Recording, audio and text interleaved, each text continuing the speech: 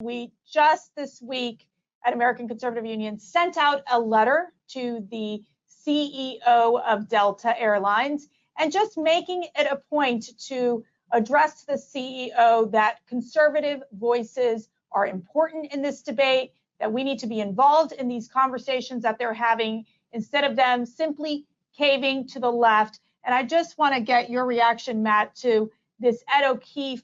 He's from CBS News. He tweeted out this week, conservative organizations beginning to push back on corporations opposed to Georgia's new elections laws and others up for consideration elsewhere.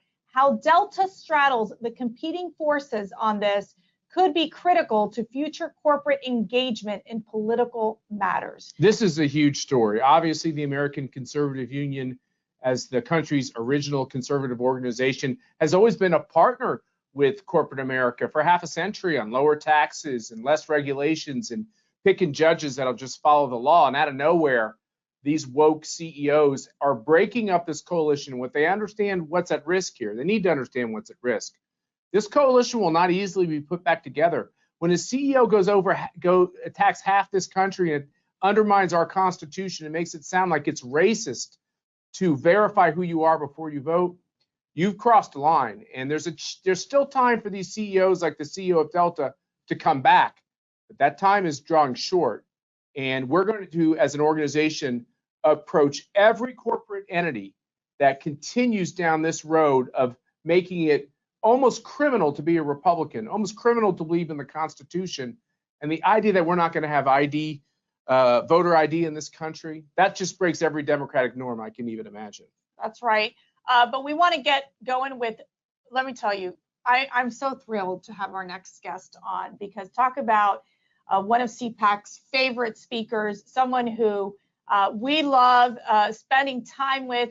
He's a great patriot. So let's roll this video first. Ms. Abrams, it's been over 2 years, and you still refuse to concede that you lost the race for governor in Georgia in 2018. You have said that, quote, you do not concede that the process was proper, and that, quote, they stole it from the voters of Georgia. Yes or no, today, do you still maintain that the 2018 Georgia election was stolen? As I've always said, I acknowledged at the very beginning that Brian Kemp won under the rules that were in place. What I object to are rules that permitted thousands of Georgia voters to be denied their participation in this election or to have their votes cast out. And so I will continue to disagree with the system until it is fixed. We have seen marked progress made, and unfortunately it was undone in SB 202, but I will continue to advocate for a system that permits every eligible Georgian to cast their ballots. Ms. Abrams, I'm going to ask you to please answer the question I asked, which is, do you, yes or no, do you still maintain the 2018 election was stolen? That's your language. My full language was that it was stolen from the voters of Georgia. We do not know what they would have done because not every eligible Georgian was permitted to participate fully in the election. So you also told the New York Times that your loss, quote, was fully attributable to voter suppression. Ms. Abrams, do you know in Georgia whether the percentage of African-American Georgians who are registered to vote and who turned out to vote, is it higher or lower than the national average?